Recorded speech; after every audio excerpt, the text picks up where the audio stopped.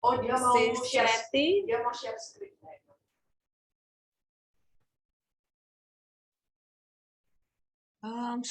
Sudah saya buat co-host ya Pak ya?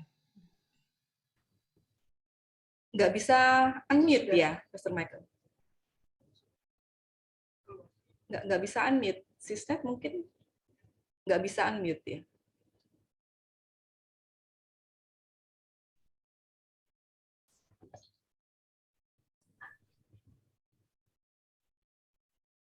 Nggak bisa.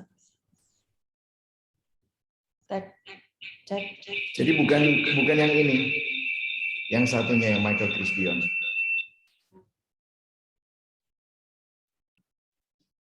Yang ini tolong di mute.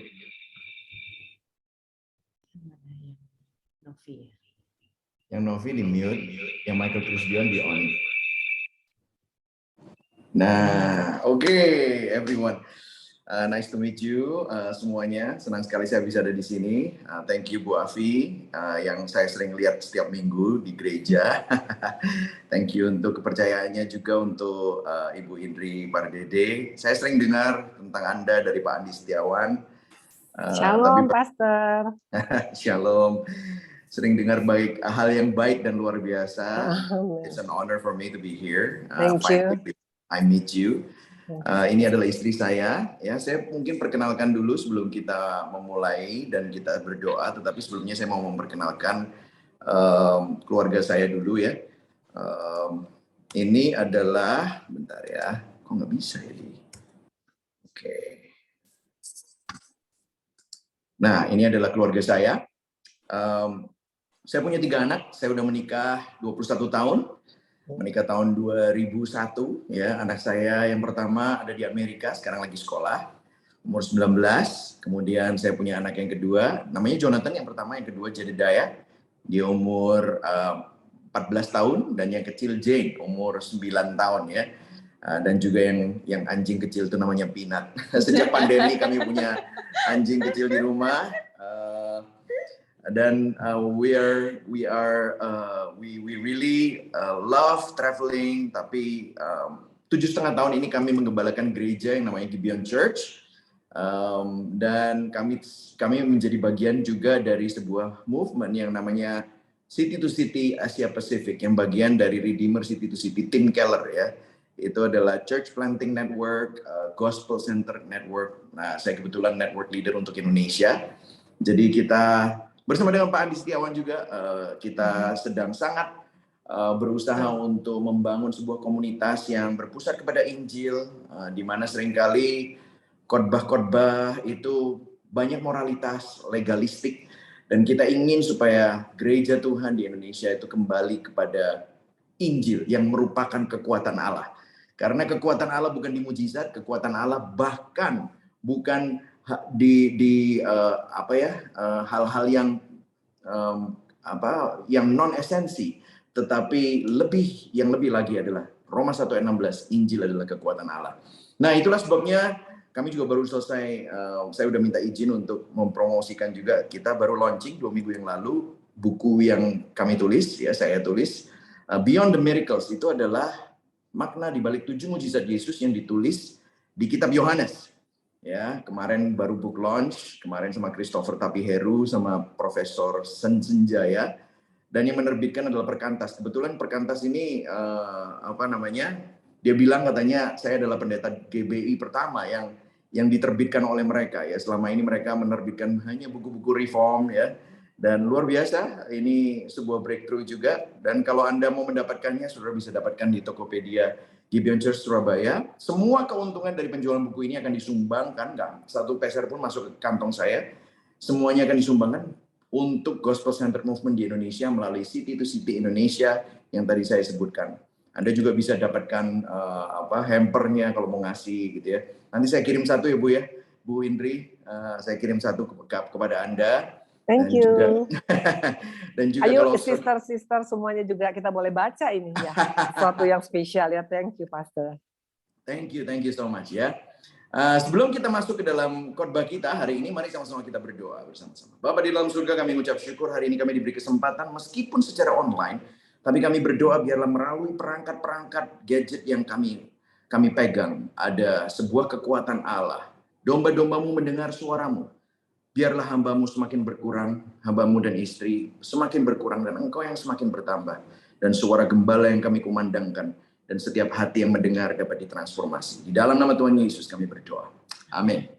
Nah saudara, ada sesuatu yang menarik karena saya mendapatkan topik ini, miscommunication. Ya. Kalau saya bisa kasih subjudul adalah bijaksana dalam berkomunikasi. Sebenarnya bijaksana dalam berkomunikasi itu perlu dilihat dari kacamata Injil. Nanti saya akan memberikan kesempatan buat istri saya membahas bagaimana perbandingan komunikasi yang biblical dan komunikasi yang dicemari oleh dosa karena natur dosa kita. Ya. Nah, sebelumnya kita akan sama-sama buka di sebuah ayat di Yakobus 1 ayat 19 sampai 20. Saya yakin saudara semua udah tahu tentang ayat-ayat ini. Saudara bisa baca di rumah bersama-sama dengan saya karena iman datang dari pendengaran, pendengaran akan firman Kristus. Jadi jangan baca di dalam hati aja, tapi baca yang keras. Anyway, you guys are muted, jadi saudara bisa mendengarnya sendiri di rumah ya. Kita baca sama-sama. 1, 2, 3. Hai saudara-saudara yang kukasihi, ingatlah hal ini. Setiap orang hendaklah cepat untuk mendengar, tetapi lambat untuk berkata-kata. Dan juga lambat untuk marah. Sebab amarah manusia tidak mengerjakan kebenaran di hadapan Allah. Nah ini sesuatu yang menarik ya saudara. Karena dikatakan ini cepat untuk mendengar, lambat untuk berkata-kata, saya kasih yang kuning ini, dan lambat untuk marah. Ini sangat counterintuitif. Counterintuitif itu apa ya? Nggak sesuai dengan natur manusia. Betul nggak saudara? Ibu-ibu, bapak-bapak, semua saya yakin sudah terbiasa untuk kita bereaksi. Kalau ada sesuatu yang buruk, ada sesuatu yang nggak enak terjadi, pertama-tama kalau orang Surabaya, apalagi orang Surabaya, latahnya itu mateng kon gitu ya, mampus lu gitu ya. Itu hal-hal yang negatif itu pasti akan keluar karena kita bukan cepat mendengar, tetapi cepat berkata-kata, cepat marah, cepat khawatir, cepat takut, cepat merasa nggak aman. Tetapi kita lambat untuk mendengar. Padahal firman Tuhan itu mengatakan sebaliknya semua. Kita harus cepat mendengar, lambat untuk berkata-kata, jadi dengerin dulu, dan lambat untuk bereaksi. Dan lucunya adalah ada titik komanya, sebab amarah manusia itu tidak mengerjakan kebenaran di hadapan Allah. Nah, saya tahu kita semua lagi di persekutuan doa, jadi saya yakin yang datang di sini mayoritas adalah Kristen. Nah, saudara perlu tahu, waktu saudara menerima Yesus Kristus, kita orang berdosa dilahirkan baru. Nah, apa yang terjadi pada waktu kita mendapatkan kelahiran baru? Barang siapa yang ada di dalam Kristus, dia adalah ciptaan yang baru. Ya, itu adalah di 2 Korintus 5 ayat 17. Kalau saudara pergi ke 2 Korintus 5 ayat 21, 3 ayat kemudian dikatakan bahwa dia yang tidak mengenal dosa menjadi dosa supaya kita menjadi kebenaran Allah. Nah, ada yang menarik di sini bahwa orang yang berdosa itu dibenarkan. Nah, waktu kita hidup di dalam Kristus, kita ini dilahirkan baru. Tuhan ingin melahirbarukan bukan cuman hati kita, bukan cuman hanya cara pikir kita, tetapi Tuhan juga ingin menebus cara kita berbicara. Karena dikatakan begini, kalau kita nggak hati-hati dalam apa yang kita katakan, dan kita terlalu cepat bicara, terlalu cepat untuk marah, dan terlalu lambat untuk mendengar, maka kita tidak mengerjakan kebenaran di hadapan Allah. Jadi artinya begini, kita semua di dalam Kristus memiliki kebenaran. Karena kebenaran Kristus menjadi kebenaran kita. Itu khotbah yang lain ya, karena itu namanya doctrine of justification. Jadi kalau saudara tahu ya, itu suatu doktrin yang mengatakan bahwa kamu itu bukan orang benar. Kamu diselamatkan bukan karena kamu benar dulu, tetapi kebenaran Kristus yang membenarkan kamu. Saudara dan saya adalah orang berdosa, tetapi mendapatkan kebenaran karena karya Kristus di atas kayu salib yang menggantikan kita. Dia yang paling benar jadi berdosa, supaya kita yang berdosa dapat dibenarkan. Jadi kita memiliki kebenaran Kristus. Saudara dan saya orang benar. Katakan sama-sama, saya orang benar. Nah, itu tetapi identitas. Kita perlu menghidupinya. Itu harus dihidupi melalui kehidupan kita sehari-hari. Dan ini perlu dikembangkan, perlu dipupuk, dan memerlukan disiplin rohani. Nah, ayat berikutnya di Lukas 6 ayat 43 dikatakan apa? Karena tidak ada pohon yang baik yang menghasilkan buah yang tidak baik. Dan juga tidak ada pohon yang tidak baik yang menghasilkan buah yang baik. Saudara pernah dengar nggak kata-kata kayak dikatakan begini? Itu orang tuh memang sebenarnya ya, orang itu baik. Cuman mulutnya aja yang jahat. Saudara, itu nggak Alkitabiah loh. Jelas ya? Karena dikatakan firman Tuhan, nggak ada pohon yang baik yang menghasilkan buah yang tidak baik. Kalau orang itu hatinya sudah lahir baru, maka otomatis akan ada sesuatu yang mendorong dia untuk mengubah caranya berkata-kata. Juga tidak ada pohon yang tidak baik yang menghasilkan buah yang baik. Kalau dia ngomongnya baik kelihatannya, kalau hatinya jahat, tunggu aja tanggal mainnya. Pasti akan keluar aslinya. Kapan itu biasanya? Pada waktu ada krisis. Pada waktu ada pergumulan. Dia bisa marah sama Tuhan, dia bisa maki-maki. Pada waktu egonya disinggung, dia bisa bereaksi. Pada waktu dia kehilangan kendali, pada waktu ada orang yang menolak dia akan marah. Jadi meskipun kelihatannya dia berkata-kata dengan baik, tetapi tunggu aja. Kalau memang dalamnya itu masih belum lahir baru, dalamnya masih penuh dengan kepahitan, pasti akan keluar. Tetapi kalau kita sudah memiliki Kristus, kita sudah memiliki kebenaran di dalam Kristus, maka apa yang keluar dalam hati? From the abundance of the heart, the mouth speaks. Dari kelimpahan hati kita, maka mulut kita pun berbicara. Ya, jadi ini sekilas, karena kalau enggak nanti kita bisa jadi webinar, jadi seminar, ini mestinya bisa 2-3 sesi gitu ya. Tapi saya cuma dikasih 30 menit plus Q&A, jadi saya harus cepat. Ya. Nah, kita akan teruskan. Apa yang dikatakan Alkitab mengenai tentang berkomunikasi? Nah, ini penting sekali, karena saya sudah mengasumsikan saudara semua sudah ada di dalam Kristus. Jadi saya mau mengingatkan, kalau saudara lahir baru, kalau kata-katamu itu masih menyakitkan, negatif, kata-katamu itu masih belum penuh dengan firman, kita perlu melihat kepada Alkitab. Nah, apa yang Alkitab katakan tentang komunikasi? Nah, ini luar biasa sekali, kita harus kembali kepada doctrine of God. Siapa Allah itu dan bagaimana dia berkomunikasi? Nah, yang luar biasa adalah Rasul Yohanes, itu menulisnya di Yohanes 1 ayat 1-3. Dikatakan begini, coba kita lihat ya. Pada mulanya, ayo baca sama-sama, 1, 2, 3. Pada mulanya adalah apa, saudara? Firman. Stop dulu sampai di situ. Wow, ternyata firman ini bicara tentang kata-kata.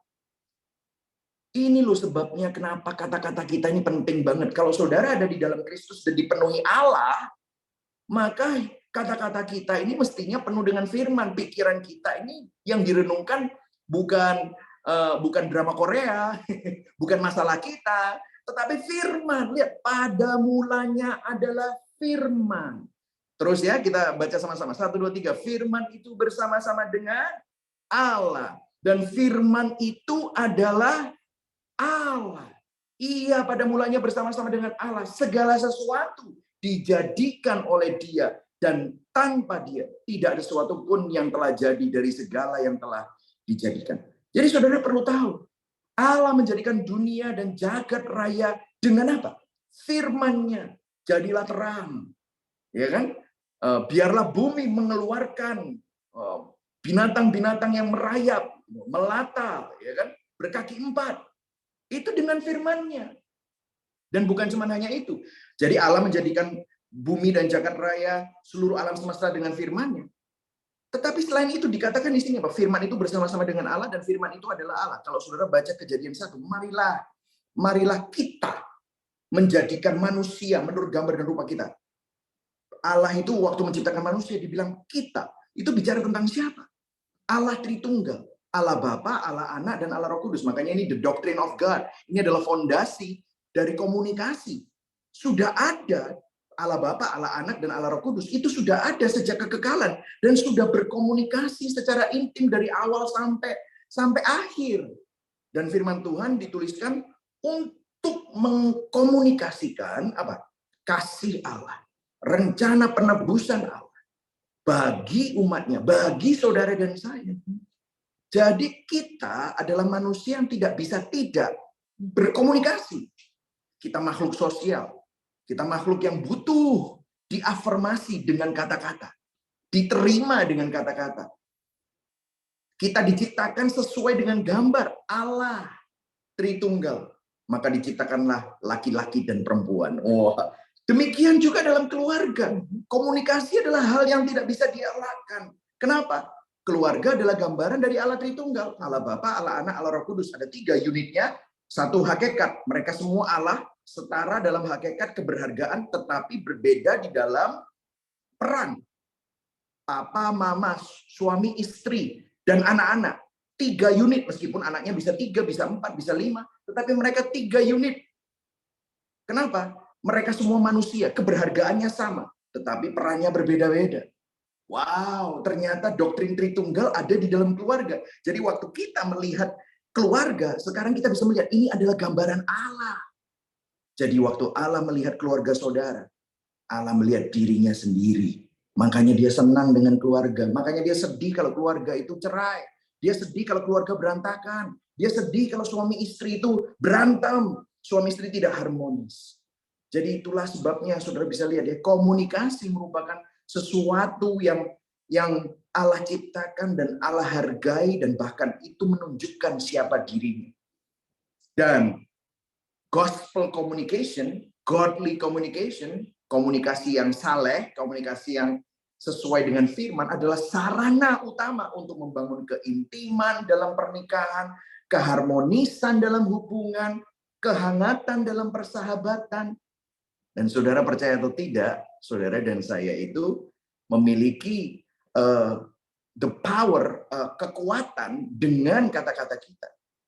Nah, itulah sebabnya saya mau ingatkan sekali lagi, di dalam Kristus, saudara dan saya dulu sebelum menerima Kristus, gambar dan rupa Allah rusak gara-gara dosa. Saudara kalau lihat di Kejadian 5 ayat 13 kalau nggak salah, kalau Adam dan Hawa diciptakan menurut gambar dan rupa Allah, tapi setelah jatuh dalam dosa, Adam memperanakkan, kalau nggak salah, Set menurut gambar dan rupanya, bukan rupa Allah lagi, rupanya. Rupanya siapa? Manusia berdosa. Sudah baca Roma 3, semua orang sudah berdosa dan telah kehilangan kemuliaan Allah. Nah, kita semua berdosa, makanya mulut kita ini penuh dengan dosa. Makanya mulut kita ini penuh dengan kutuk. Mulut kita ini penuh dengan caci maki, penuh dengan hal-hal yang negatif. Tetapi kalau tadi saya sudah cerita, saudara dan saya sudah ada di dalam Kristus dan diselamatkan, kita pembawa gambar dan rupa Allah. Dan sebagai pembawa gambar dan rupa Allah, kita diciptakan untuk berkomunikasi sebagai orang yang sudah lahir baru dan ditebus oleh Kristus. Yang setuju katakan amin. Amin, saudara. Itulah sebabnya saya percaya kalau saudara ingin perkawinanmu dipulihkan, keluargamu mengalami damai sejahtera, itu mulainya dari kata-kata saudara. Berkomunikasilah seperti orang yang lahir baru. Orang yang sudah lahir baru artinya kita diberi hati yang baru. Hati yang sudah bertobat. Hati yang mau hidup di dalam kebenaran Tuhan. Dari hati yang baru, maka keluarlah kata-kata yang membangun. Keluarlah kata-kata yang keluar berasal dari firman Tuhan. Nah, disinilah kita perlu melihat firman Tuhan ya. Contohnya kalau saudara baca kitab Amsal penuh dengan hikmat, ya, perkataan yang bisa mengkalibrasi hati dan mulut kita, itu saudara bisa baca banyak sekali di Alkitab. Karena itu saya mau menganjurkan kepada saudara untuk membaca renungan, membaca Alkitab. Kalau baca Alkitab jangan dalam hati, guys. Baca dengan suara yang lantang supaya telinga kita mendengar dan hafalkan dan hati kita mendengar, karena dari situlah saudara diingatkan siapa saudara di dalam Kristus. Nah, landasan komunikasi kita seharusnya adalah kasih. Nah, kasih itu yang seperti apa sih? Hari ini saya banyak baca ayat secara cepat ya. Kasih itu, of course, saudara, siapa sih yang nggak tahu? 1 Korintus 13 ayat 4-7 itu adalah kasih yang bukan seperti kasih di dunia. Kita lihat ya, kasih itu apa? Sabar. Kasih itu apa? Murah hati. Ia tidak cemburu, ia tidak memegahkan diri, tidak sombong, tidak melakukan yang tidak sopan, tidak mencari keuntungan diri sendiri, tidak pemarah, tidak menyimpan kesalahan orang lain, tidak bersuka cita karena ketidakadilan, tetapi ia bersuka cita karena kebenaran, menutupi segala sesuatu, percaya segala sesuatu, mengharapkan segala sesuatu, sabar menanggung segala sesuatu. Coba saudara, bayangkan, kalau cara kita berkomunikasi ini berdasarkan ini. Wah, saya nggak tahu deh, gimana keadaan keluarga kita, gimana hidup saudara. Ini pasti hidup saudara pasti akan dijungkir balikan karena saudara akan penuh dengan anugerah Tuhan dan damai sejahtera Tuhan. Karena saudara, kalau coba katakan, kata-kataku itu penuh dengan kesabaran. Kata-kataku itu penuh dengan kemurahan. Kata-kataku itu nggak gampang cemburu. Kata-kataku nggak insecure. Nggak sombong, nggak memegahkan diri. Tidak melakukan dan tidak mengatakan yang tidak sopan. Imagine that. Nah, basically saudara, nggak ada dari kita yang bisa melakukan ini kalau tanpa Kristus. Betul atau enggak? Karena kasih yang seperti ini hanya ada satu yang bisa melakukannya, yaitu siapa? Kristus. Sekarang saya mau tanya sama saudara, di mana Kristus? Kristus ada di hati kita. Artinya, kalau Kristus ada di hati kita, kita semestinya akan terus didorong untuk bisa berkomunikasi seperti ini. Kita tidak akan bisa memiliki komunikasi yang tinggi nilainya dan mulia kalau kita tidak mengenal siapa Yesus. Dan mengingat apa yang dia perbuat untuk kita dan melekatkan identitas kita di dalam dia dan di dalam kasihnya. It's impossible to do. Makanya Martin Luther bilang begini, Martin Luther loh, dia adalah seorang pencetus reformasi yang pada saat itu dia sedang ada di tengah-tengah korupsi gereja yang besar-besaran. Dia bilang begini, dia adalah seorang yang sangat injili lah, ya, injili. Maksudnya dia bilang begini, dia ada quote yang benar-benar mengetuk hati saya waktu saya melihat quote itu. Dia bilang, I preach the gospel to myself every day because I forget every day. Dia adalah seorang biarawan, dia adalah seorang ahli teologi, dia adalah seorang pencetus reformasi. Makanya doktrin reform itu berasal dari awalnya dari Martin Luther. Dia tahu firman, tetapi dia bilang begini, aku tuh suka lupa setiap hari, makanya aku harus berkhotbah Injil kepada diriku sendiri setiap hari. Jadi saudara, ini yang perlu kita lihat bahwa makanya kita nggak bisa, karena kita hidup di dalam dunia yang penuh dengan korupsi, penuh dengan kejahatan, penuh dengan kata-kata yang membuat kita down, khawatir, gitu ya. Itulah sebabnya kita perlu isi dengan firman Tuhan, perlu isi dengan merenungkan firman Tuhan, ya. Bukan cuma hanya ikut kebaktian, tetapi merenungkan firman Tuhan.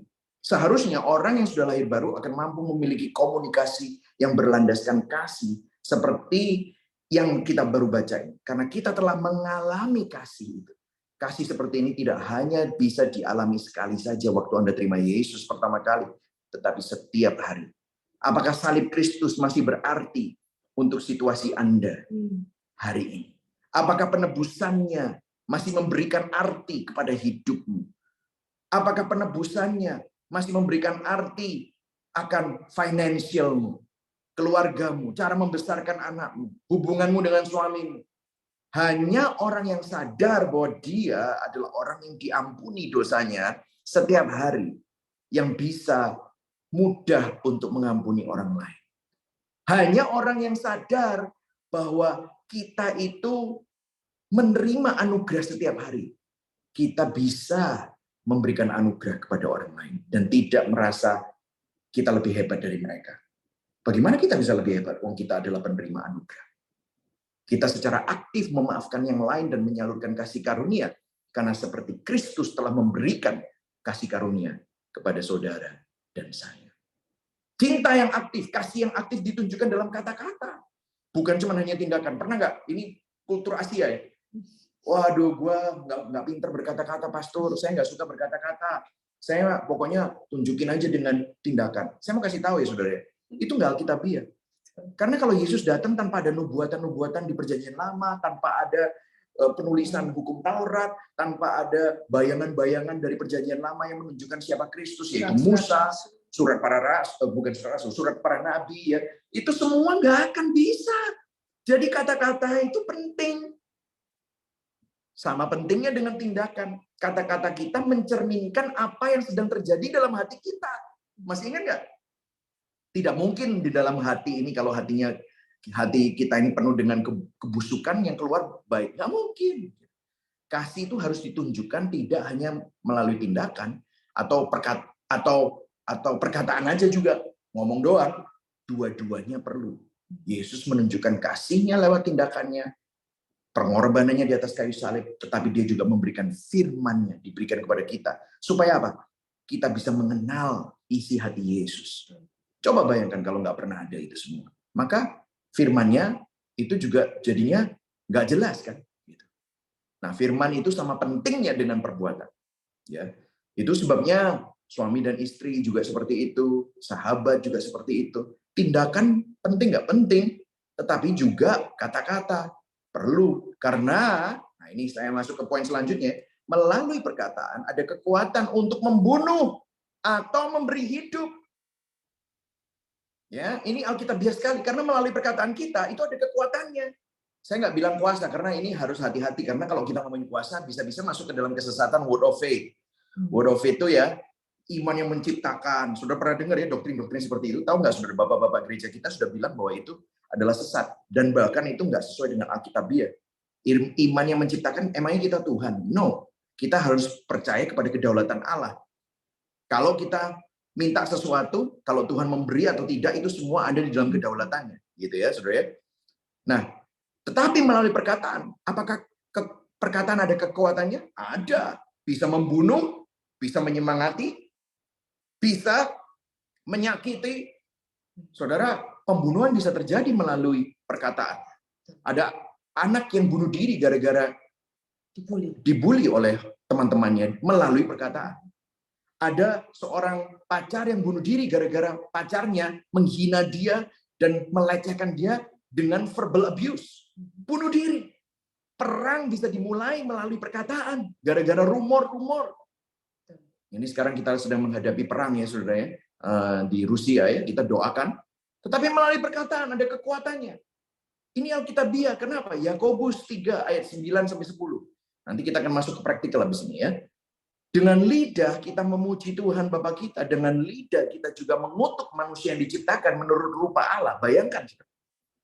Dari mulut yang satu keluar berkat dan kutuk. Hal ini saudara-saudaraku tidak boleh demikian terjadi. Kalau saudara baca Yakobus 3 sisanya atau sebelumnya, lidah itu seperti api. Dapat memberi hidup dan dapat membunuh. Dapat membakar dengan sangat panas sehingga membawa kerusakan. Satu hutan itu bisa habis gara-gara satu korek api kecil. Kita bisa melukai dengan perkataan kita. Perkataan kita bisa menyakitkan seperti paku yang dipakukan ke kayu. Waktu paku itu dicabut, maka ada luka yang kemungkinan akan membekas lama dalam hati orang yang kita kasihi. Bahkan di Amsal dikatakan bahwa perkataan kita itu seperti pedang yang menikam. Saudara pernah ditikam pedang? Of course nggak ada ya. Kalau ada, itu kalau dicabut pedangnya, apakah orang itu bisa kembali seperti semula? Nggak bisa. Akan ada skarnya, akan ada luka yang sangat dalam. Ada yang membekas. Konflik dan komunikasi yang buruk itu terjadi di dalam pernikahan, persahabatan, itu akan membekas. Namun, saudara, orang yang lahir baru dan memiliki hati yang baru, saya berdoa kita semua akan menjadi seperti itu, akan mudah bertobat dan menyatakan pertobatannya. Dan mau berrekonsiliasi untuk memperbaiki hubungannya. Semestinya perkataan itu bisa menyembuhkan. Bila hati kita mengalami pertobatan, dari mulut yang satu bisa keluar berkat, saudara. Dan pertobatan itu bukan cuma penyesalan aja ya, saudara. Berbeda. Pertobatan adalah kesadaran bahwa kita telah berdosa sama Tuhan dulu, baru sama sesama. Karena sebelum saudara menyakiti orang lain, sebenarnya saudara sudah berdosa kepada Tuhan. Dan kalau saudara sadar akan siapa Kristus, akan apa yang dia lakukan buat saudara dan saya, itu akan membuat kita membenci dosa. Dan datang kepada anugerah pengampunan Kristus. Dan kita dapat berrekonsiliasi kalau kita sudah menerima kasih Kristus itu. Kepada suami, istri, bahkan anak-anak kita, kepada sahabat kita.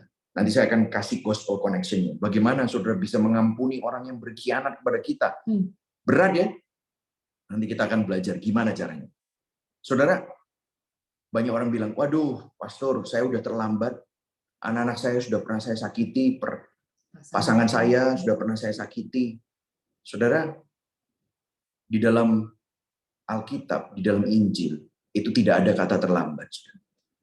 Saudara tahu nggak, anak-anak saudara, pasangan saudara tidak membutuhkan saudara menjadi orang yang sempurna. Pasangan saudara tidak membutuhkan bahwa saudara menjadi pasangan yang sempurna. Yang mereka butuhkan itu sebenarnya adalah kenyataan. Kalau anak-anak, mereka sadar bahwa orang tua mereka memang nggak sempurna. Saya sama istri saya sering melukai anak-anak saya kalau pas lagi kilaf. Siapa di sini yang nggak pernah kilaf? Kita semua pasti pernah kilaf. Namun ini yang menjadi kuncinya. Di dalam ketidaksempurnaan kita sebagai orang tua, di dalam ketidaksempurnaan saudara sebagai pasangan, di dalam ketidaksempurnaan kita sebagai sahabat, anak-anak kita, pasangan kita melihat sebuah contoh pertobatan yang sejati, yang terlihat dari perubahan hidup kita. Buah kelahiran baru seseorang. Itulah yang mereka butuhkan. Mereka nggak bilang bahwa kamu harus sempurna, saya harus sempurna, enggak kok. Tetapi waktu kita dihadapkan dengan dosa kita, maukah kita datang kepada Tuhan? Maukah kita bertobat dan ditegur oleh firman Tuhan? Maukah kita benci dosa? Tuhan, aku perlu untuk memandang kepadamu lagi. Amin, saudara. Nah, ini overview-nya. Nah, saya akan berikan beberapa praktikal dan saya akan minta istri saya untuk menunjukkan kepada saudara ya.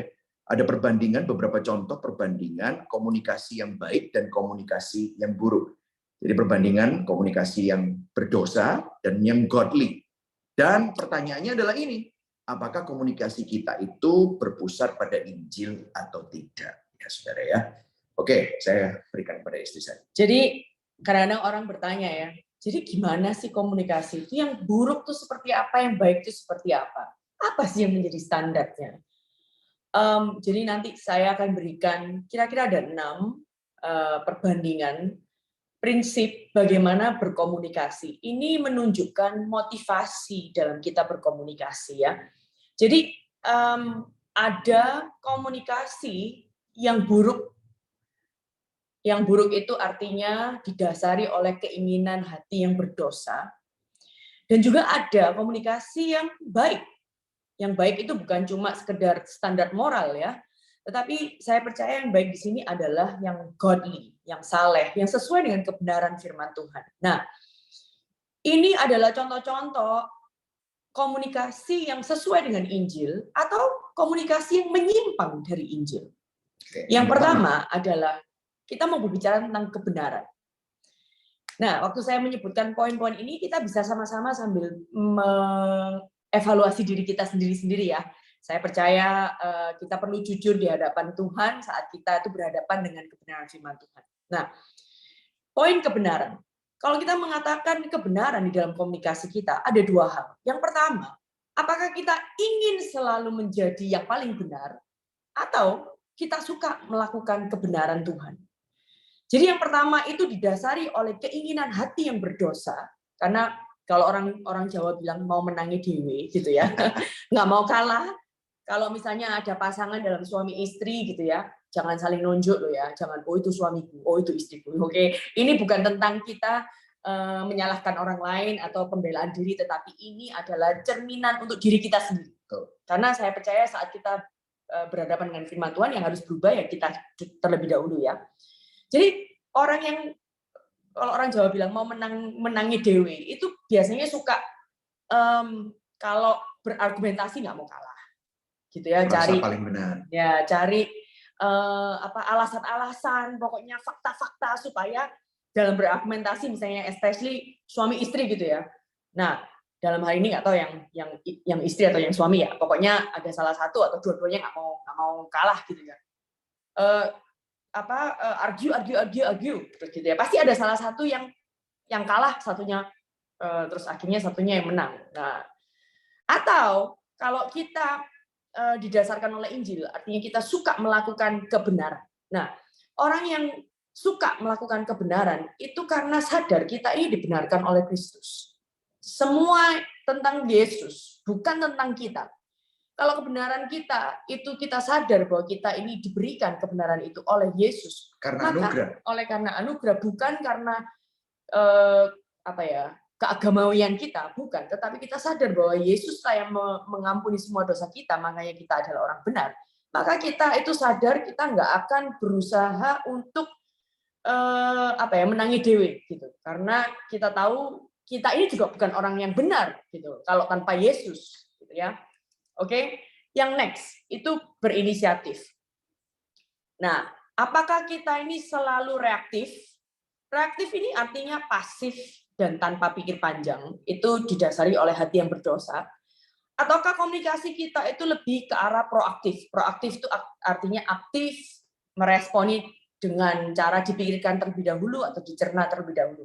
Nah, saya memberikan sedikit penjelasan ya. Kalau reaktif, itu hidup itu kayaknya at the spur of the moment. Bahasa Inggrisnya itu seperti itu. Kayaknya itu semuanya itu tidak pernah dipikirkan. Semuanya itu secara refleks. Kalau Anda melihat ada sesuatu yang Anda nggak suka, tanpa dipikirkan terlebih dahulu, Anda sudah mulai memberikan komen. Nah, komen itu apakah itu menyakiti orang lain apa enggak, Anda juga tidak memikirkan akan hal itu. Jadi Anda mengambil kesimpulan tanpa mencari tahu ceritanya. Nah, disinilah Yesus bukan pilihan pertama dari kita saat kita itu berkomunikasi secara reaktif. Ya, kita ini adalah yang paling suka adalah yang penting saya lega, yang penting saya mendapatkan apa yang saya inginkan. Jadi ciri khasnya adalah mungkin suka komplain tanpa dipikir, tidak suka mengevaluasi diri sendiri. Nah, sedangkan yang proaktif adalah selalu berpikir yang baik tentang pasangan kita, tentang anak-anak kita. Jadi kita tidak menghakimi terlebih dahulu, tetapi kita mengantisipasi, kita menunjukkan cinta, kita mencari tahu, bahkan mencari solusi. Jangan-jangan dia berbuat itu mungkin ada latar belakangnya. Kita tidak semena-mena menuduh terlebih dahulu, gitu ya. Dan komunikasi yang proaktif itu mengejar perubahan untuk diri kita sendiri, bukan berusaha mengkoreksi orang lain, tetapi apa yang bisa aku improve di dalam hidupku, itu yang menjadi tujuannya. Oke. Nah, yang ketiga, ciri khasnya adalah kita ini ingin memahami dan mengerti. Kalau hati kita ini didasari oleh dosa, kita selalu ingin dipahami. Tetapi kalau kita ini memiliki hati yang sudah dikuasai oleh Injil, kita ini bertujuan ingin memahami orang lain. Yang pertama, kalau ingin dipahami, kita ini menjadi self-centered. Kita menjadi seorang yang egois. Semua orang di dalam sekeliling kita, di seluruh sekeliling kita, itu kita menuntut mereka untuk memahami kita. Kita yang menjadi senternya. Kita yang menjadi pusat dari pembicaraan, komunikasi, problem, semuanya. Nah, biasanya saya bercanda begini. Kalau misalnya ada satu orang ke teman itu konflik, teman itu konflik, teman yang nanti yang satunya konflik. Biasanya begini. Common denominator-nya apa? Jadi persamaannya itu apa? Ya, kalau itu diri Anda, artinya Anda yang perlu berubah, bukan orang lain yang perlu berubah. Betul ya? Tetapi kalau komunikasi kita didasarkan oleh Injil, kita ini bertujuan untuk memahami orang lain. Karena apa? Hati kita ini ingin melayani orang lain. Jadi kita tuh selfless, gitu ya, tidak egois. Nah, tujuan untuk kita ini memahami orang lain itu adalah supaya Tuhan itu bisa diperkenalkan kepada orang lain juga. Sehingga kebenaran firman Tuhan itu juga bisa dirasakan oleh orang lain. Merenungkan kebenaran firman Tuhan dan melayani orang lain melalui perkataan kita. Oke. Nah, yang keempat, komunitas. Kalau kita didasari oleh hati yang berdosa, kita selalu ingin komunikasi kita akan menjadi beban bagi orang lain. Atau kalau hati kita ini dipenuhi oleh Injil, kita itu memiliki beban untuk melayani dan mengasihi orang lain. Saya akan jelaskan. Yang pertama, kalau kita menjadi beban buat orang lain, kita ini ciri khasnya suka membesar-besarkan masalah. Yang tidak penting menjadi penting, yang penting menjadi tidak penting. Menuntut untuk dilayani. Ciri khasnya adalah it's all about me, basically. Saya adalah korbannya. Jadi saya harus problem saya harus diselesaikan. Tolong. Saya ini disakiti oleh orang lain. Mental victim mentality. Ya, victim mentality. Itu ciri khasnya. Nah, kalau kita suka mempunyai victim mentality, kalau kita saat ini misalnya berevaluasi lah ya saat Anda mendengarkan saya, kalau itu Anda, saya berdoa kita perlu memiliki hati yang bertobat, saudara. Saat kita memiliki victim mentality, kita ini menjadikan diri kita sebagai the center of the universe. Yeah, Padahal center of the universe itu bukan kita, tetapi Yesus. it's God. Tuhanlah the center of the universe. Nah, tetapi hati yang dikuasai oleh Injil, kita ini memiliki beban untuk melayani dan mengasihi orang lain. Itu seperti apa sih? Membiarkan orang lain mencintai Anda dengan cara menegur Anda atau membentuk Anda. Ini ya, banyak dari kita ini kurang nyaman kalau dikasih masukan sama orang lain karena mungkin kita tidak bisa membedakan bahwa saat kita ditegur atau diberi masukan oleh orang lain, orang itu tidak berusaha menolak kita, tetapi justru orang itu sedang mengasihi kita. Tahukah saudara bahwa kalau kita punya teman atau saudara atau suami atau istri atau anak-anak mengkoreksi kita, artinya mereka sedang mengambil resiko atas reputasi mereka hanya untuk menyatakan kasih mereka untuk supaya Anda bisa melihat dari sisi yang Anda tidak lihat. Mungkin Anda bisa belajar dari teman-teman, suami Anda, istri Anda, anak-anak Anda, sehingga kita pun menjadi semakin serupa dengan Kristus. Oke. Yang kelima, tentang pengampunan. Ini hal yang saya tahu tidak gampang, saudara. Nah, komunikasi seperti apakah nantinya ini?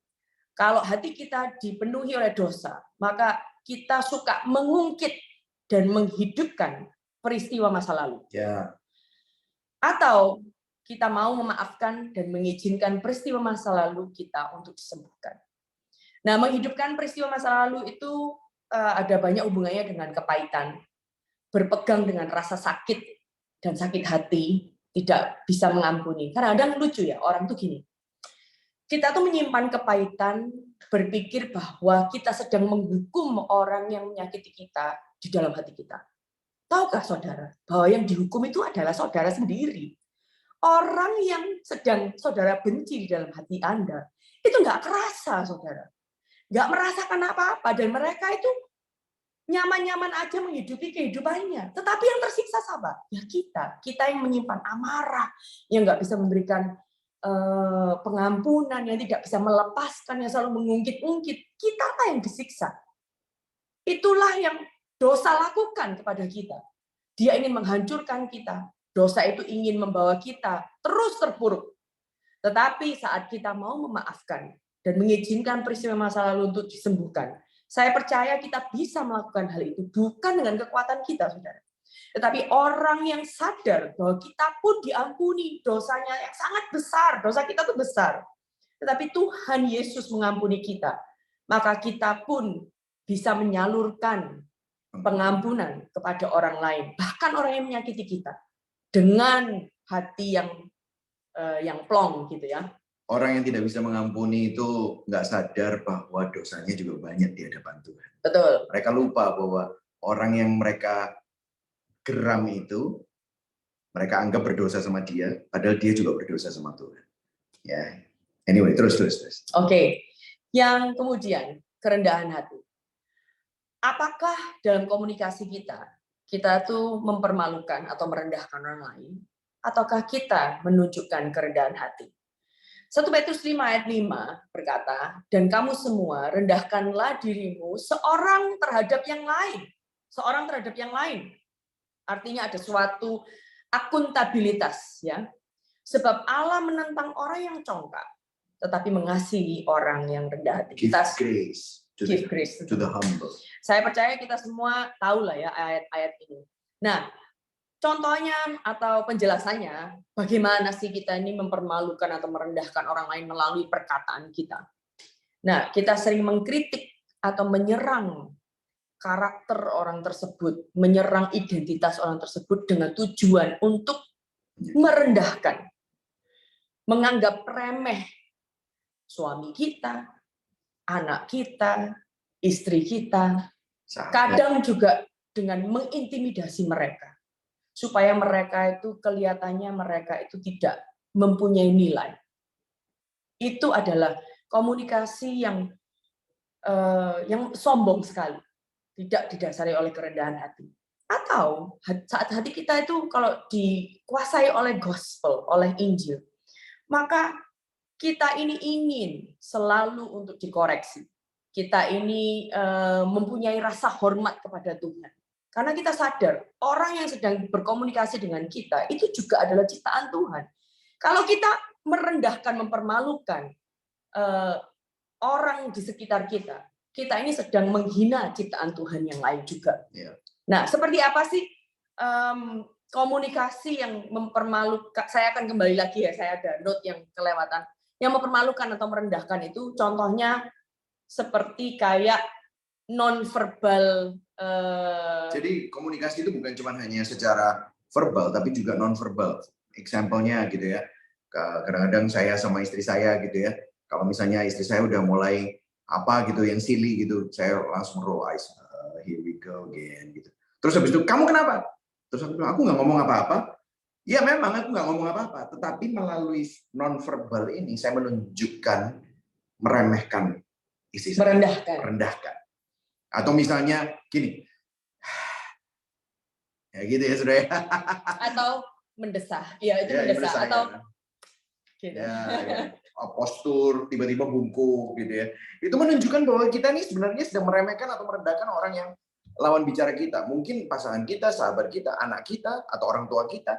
Itu kan meskipun saudara nggak melakukan apa-apa, nggak ngomong apa-apa, tetapi melalui itu. Dan yang paling parah adalah orang kalau sudah begitu sombongnya, dia menjadi orang yang silent treatment. Pernah nggak silent treatment? Ah udahlah, gue didiamkan, di-ignore. Iya, males gue ngomong sama dia. Percuma. Kayaknya IQ-nya nggak nyampe gitu misalnya, atau udahlah percuma gitu. Jadi menjadi tembok dingin, silent treatment, perasaan dimatikan untuk menghukum orang lain, dan itu sebenarnya adalah violence, tetapi violence-nya melalui verbal dan violence-nya non verbal, jadi nggak ngomong apa-apa.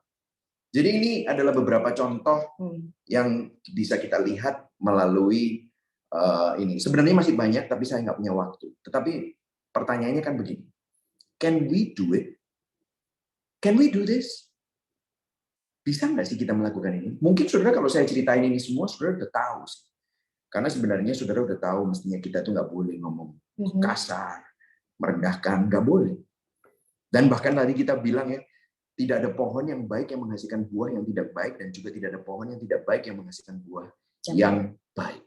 Nah gini ya saudara, saya mau kasih tahu kepada saudara, bahwa kalau saudara ada di dalam Kristus, saudara nggak akan bisa mengubah perilakumu tanpa minta Tuhan mengubah hatimu. Betul. Karena begini, dari hati baru bisa keluar kata-kata yang baik. Dari hati, dari tadi kan dibilang, hati yang dikuasai oleh Injil, itu akan mengeluarkan komunikasi yang membangun. Tetapi hati yang dikuasai oleh dosa, pasti akan mempunyai kekuatan untuk mematikan dan mengutuki. Makanya saudara, saya nggak bisa kasih tip. Makanya kekristenan itu bukan tentang tips, steps, langkah, 5 langkah, 4 langkah, 7 langkah, supaya kamu berubah. Nggak bisa. Beli aja di toko buku. Tapi buktinya apa? Bisa nggak berubah? Paling 3 bulan. Karena aslinya adalah hati.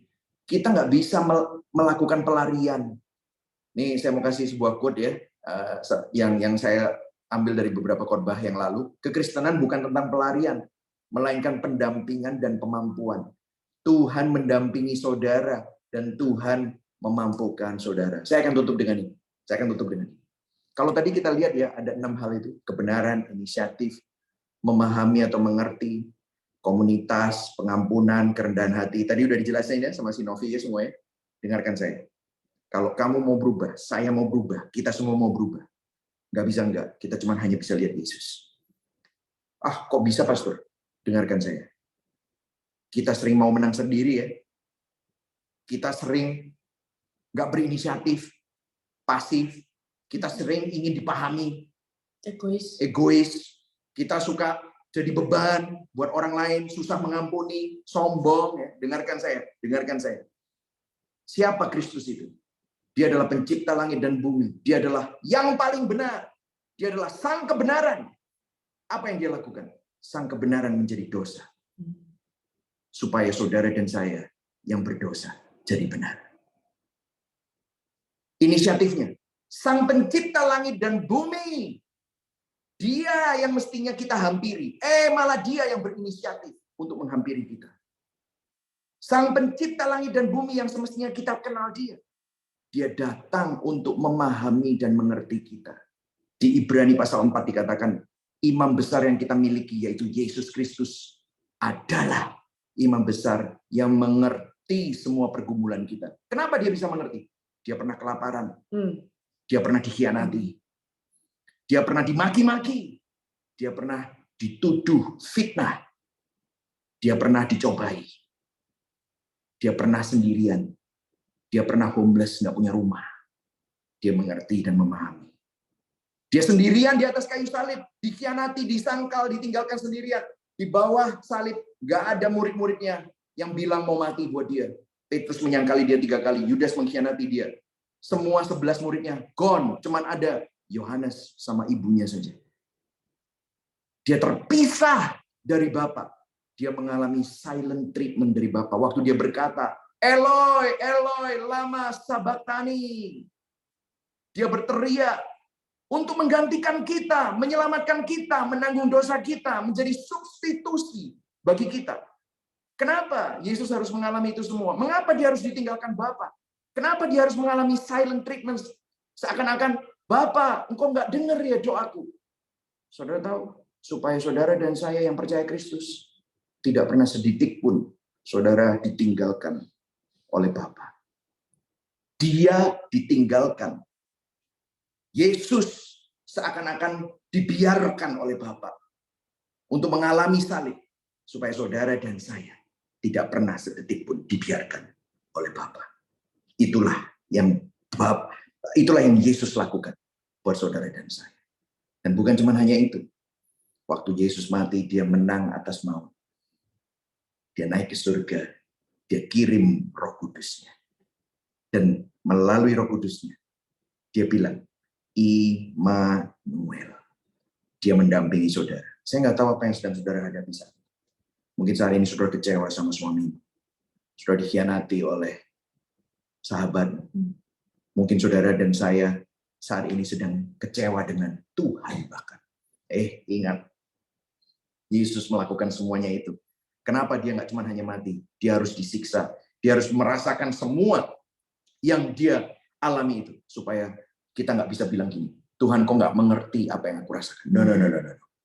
Yesus ngerti apa yang saudara rasakan.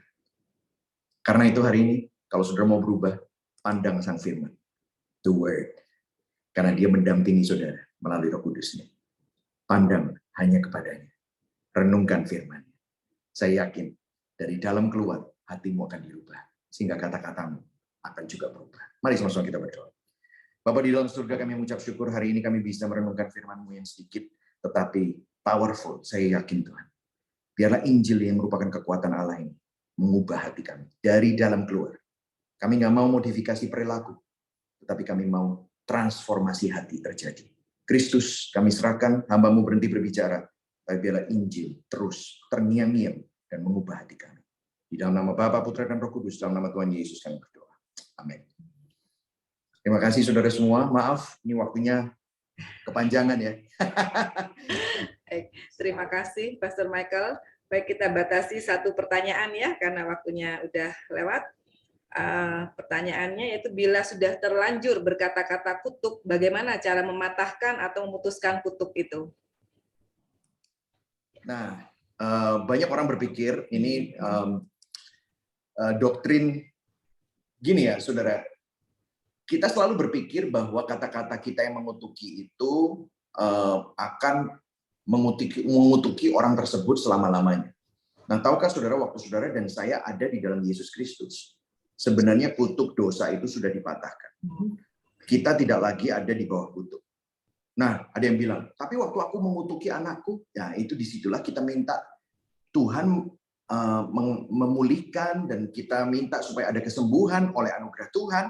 Tetapi sebenarnya kutuk itu sudah ditanggung di atas kayu salib. Jadi kalau kita masih percaya bahwa kutuk itu masih berlaku dalam hidup kita, maka kita masih hidup di perjanjian lama sebenarnya. Tetapi waktu saudara dan saya ada di dalam Kristus, semua kutuk apapun itu, manusia apapun, itu nggak bisa berlaku lagi dalam kehidupan kita. Nah, ada yang bilang, apakah kita perlu pelepasan? Apakah kita perlu didoakan pelepasan, ditengking, dan yang lain-lain? Perlu nggak? Saya bilang, tergantung. Kalau orangnya sudah sadar dan punya iman yang penuh akan firman Tuhan, dan dia bisa percaya bahwa firman Tuhan itu cukup, sebenarnya nggak perlu doa pelepasan. Kenapa kok doa pelepasan itu perlu dilakukan atau didoakan untuk ditengking itu perlu? Seakan-akan kita butuh event, sebuah peristiwa untuk bilang begini, nih ya sekarang udah selesai nih kutuknya, gua ada di dalam Kristus. Padahal waktu kita beriman kepada Kristus, sebenarnya kutuk itu sudah dipatahkan. Saya kasih contoh ya, ngomongin tentang nggak usah kutuk deh. Apakah orang Kristen bisa disantet, dirasuk setan, dan yang lain-lain? Nih ya, saya pernah nih ya pelayanan di sebuah pulau di Kalimantan Barat dan yang lain-lain ya. Di waktu itu malamnya ada KKR, terus waktu itu ada orang yang kerasukan setan dibawa ke tempat kita menginap karena minta didoakan sama tim kami. Nah saya waktu itu kan saya salah satu pembicara, saya pas lagi keluar beli soto di luar, saya lewat itu orang lagi duduk gitu. Saya nggak lagi berdoa, saya nggak lagi saya nggak lagi berbahasa roh, saya nggak lagi menyiapkan diri untuk nyanyi-nyanyi, enggak. Saya lewat mau beli soto, orang itu bisa terpelanting. Saya sampai bingung, kenapa nih orang? Gitu. Dia ketakutan dengan sendirinya. Jadi begini ya, kadang-kadang kita berpikir bahwa kalau mau melayani Tuhan, kalau mau ditakuti setan, itu kayaknya kita ini harus kayak gimana. Saudara tahu, kalau Kristus ada di dalam kita, Roh Kudus ada di dalam kita, setan nggak berani, kutuk nggak bisa berlaku lagi dalam hidup kita. Saya mau nambahin sedikit ya. Seringkali sebagai seorang Kristen, kita hidup especially untuk orang Asia, yang kita hidup di negara yang animisme. Kita sering menghubungkan misalnya kayak hal-hal yang seperti demikian tuh dengan hal-hal yang terlalu, sorry to say, ngeroh. Padahal ya, yang kita butuhkan saat kita misalnya sudah ngumpatin orang lain, atau ngutukin orang lain, mestinya kita butuhkan adalah number one, pertobatan. Kita sendiri yang mengutuki orang tersebut, apakah kita sadar kita sudah berdosa? Pertama-tama kepada Tuhan, yang kedua kepada orang tersebut. Kalau memang iya, bertobatlah. Akui dosamu di hadapan Tuhan, dan sadarilah bahwa hanya Tuhan yang kamu butuhkan. Waktu kita marah, mengumpat itu karena apa sih? Karena kita ini sedang membutuhkan mungkin penerimaan orang itu, kita ditolak mungkin sama orang tersebut, atau kita dihina, atau kita sedang tidak dihormati, sehingga kita marah dan kita mengumpat. Waktu kita melakukan hal itu, sebenarnya kita sedang mencari penerimaan orang tersebut. Nah, saat orang itu tidak menerima kita, kita mengumpat, kita marah, kita mengutuki orang itu. Nah, padahal yang kita butuhkan adalah penerimaan dari Yesus saja. Kita lupa bahwa Yesus sudah menerima kita dan itu cukup. Waktu kita menjadikan penerimaan orang itu sebagai sesuatu yang kita sembah, kita sudah berdosa sama Tuhan. Karena kita sedang menyembah berhala. Kita sedang tidak menyembah Tuhan. Jadi yang kita perlu lakukan adalah kita perlu bertobat kepada Tuhan. Karena waktu kita menyalahi orang lain, kita ini sebenarnya berdosa terhadap Tuhan terlebih dahulu. Kedua, berekonsiliasilah dengan sesamamu yang kamu kutuk. Nggak, kalau menurut saya, hanya itulah satu cara di mana kita bisa ada suatu proses penyembuhan di dalam hati kita, yang kita sudah tahu bahwa kita telah berdosa kepada orang tersebut, dan juga orang tersebut diberi kesempatan untuk bisa melihat bahwa kita ini sudah insaf, gitu. Bertobat. Itu adalah dia bisa paling enggak melihat buah pertobatan kita, yaitu kita mengulurkan tangan minta maaf sama orang itu. Sehingga disitulah anugerah Tuhan bekerja. Dan disitulah terjadi biasanya rekonsiliasi. Mungkin nggak bisa cuma sekali, beberapa kali. Kadang Karena gini ya, Anda harus sadar saat kita sudah mengutuki orang lain atau menyakiti hati orang lain, kadang-kadang kesembuhan itu nggak instan memang. Karena Anda harus sadar seperti tadi kayak paku udah dipalukan ke kayu, maka bekasnya itu take sometimes untuk bisa sembuh. Ya butuh Tuhan, kasih, kesabaran. Lah kalau kita nggak kenal kasih Tuhan, maka kita pun nggak akan bisa menjalani itu. Itu sih. Semoga menjawab ya teman-teman. Baik, terima kasih atas pelayanannya pada malam hari ini, Pastor Michael dan Bu Novi. Maka baik, saya akan menyampaikan pengumuman. Minta tolong, Sis Neti bisa share screen. Ya, untuk minggu depan, di hari Rabu, hari Rabu 2 Maret ya. Hari Rabu 2 Maret itu ada, maaf ini yang pertama, oke. Yang tanggal 3 Maret, hari Kamis ini ya, 3 Maret hari Kamis. Oh maaf, oke. Kembali ke sini, Rabu tanggal 2 Maret, itu jam 1 siang, ada ibadah yang akan dilayani oleh Ibu Indri Pardede minggu depan. Kemudian di hari Kamis, di jam yang sama, pukul 8 malam, tanggal 3 Maret, juga Ibu Indri Pardede, gembala kita akan melayani tetap dengan tema Strong Family yang kita bahas nanti feeling fatigue ya. Kemudian untuk buku dari Pastor Michael Krisdion yang tadi sudah disampaikan, Bapak Ibu bisa membelinya lewat Tokopedia Gibeon Church Surabaya. Dan semua hasil penjualan ini akan disumbangkan untuk pelayanan city to city ya. Dan juga ada beberapa merchandise di sana, Bapak Ibu bisa memilikinya lewat Tokopedia. Baik, kita akan mengakhiri ibadah kita pada malam hari ini. Saya serahkan kepada Bu Indri untuk menutup dalam doa. Ya, terima kasih untuk Pastor Michael dan juga untuk Ibu Novi. Semua sister, brother semuanya. Bagaimana tadi dapat sesuatu yang luar biasa ya. Kalau saya tadi mendengar ini, buat saya ini adalah hal yang luar biasa untuk cepat mendengar, tapi juga lambat berbicara dan lambat marah. Karena biasanya kita kebalikan, betul, lambat mendengar, tapi cepat ngomong dan cepat marah. Terima kasih Pastor, terima kasih juga Sis Novi yang luar biasa. Suami istri yang sangat akan dipercayakan oleh Tuhan, akan dipakai Tuhan lebih lagi. Kita akan berdoa dan kita akan menerima berkat. Terima kasih Tuhan Yesus yang baik, terima kasih Allah kami, terima kasih Roh Kudus Bapa, terima kasih untuk malam yang indah ini kan boleh belajar Bapak tentang komunikasi. Ternyata firman adalah foundation kami untuk kami bisa berkomunikasi dengan benar, godly communication Bapak, bukan komunikasi karena kedagingan kami, karena keinginan kami, karena emosi kami. Terima kasih untuk firman yang hari ini kami boleh dengar, berkati Pastor Michael dan juga Ibu Novi, berkati juga anak-anaknya, berkati juga pelayanan di Gideon Bapak, berkati juga kerinduannya, mimpi mereka, visi mereka, semua akan Tuhan genapi sesuai dengan waktu dan cara Tuhan.